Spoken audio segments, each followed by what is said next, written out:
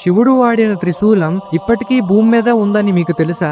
జమ్మూ నుండి 125 కిలోమీటర్ల దూరంలో శుద్ధ మహాదేవ అనే ఆలయం ఉంది. ఆ ఆలయ పురాణాల ప్రకారం అక్కడ ఉన్న శివలింగాన్ని స్వయంగా పార్వతీదేవి వచ్చి పూజించేది. అలాగే సుధాంతుడు అనే రాక్షసుడు అదే శివలింగాన్ని తరచూ వచ్చి పూజించేవాడు. ఒకరోజు పార్వతీదేవి శివలింగానికి పూజ చేస్తున్నప్పుడు అక్కడకు సుధాంతుడు వస్తాడు. స్వయంగా పార్వతీదేవి ఉండేసరికి మాట్లాడదామని దగ్గరకు వెళతాడు. పూజలో ఉన్న పార్వతీదేవి కళ్ళు తెరవగా వికృత రూపుడైన అతని ముఖాన్ని చూసి ఉలిక్కిపడి గట్టిగా అరుస్తుంది. పార్వతీమాత అరుపులు విన్న శివుడు ఏదో సమస్య వచ్చిందని తన త్రిశూలాన్ని మెరుపు వేగంతో విసురుతాడు. కాని అక్కడ ఉన్నది తన భక్తుడే అని తెలుసుకున్న శివుడు త్రిశూలాన్ని వెనక్కి తీసుకోవడానికి ప్రయత్నిస్తాడు. ఇంతలో సుధాంతుడు శివుడి చేతిలో చనిపోతే మోక్షం కలుగుతాదని త్రిశూలాన్ని వెనక్కి తీసుకోవద్దని వేడుకుంటాడు. తన భక్తుడైన సుధాంతుడిని తన చేతులతో చంపుకున్నాననే బాధతో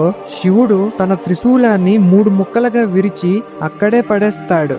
ఆ విరిగిన త్రిశూలపు ముక్కలనే ఆలయంలో ప్రతిష్ఠించి పూజిస్తారు. ఫ్రెండ్స్, ఓం నమః శివాయ అని కామెంట్ చేయండి.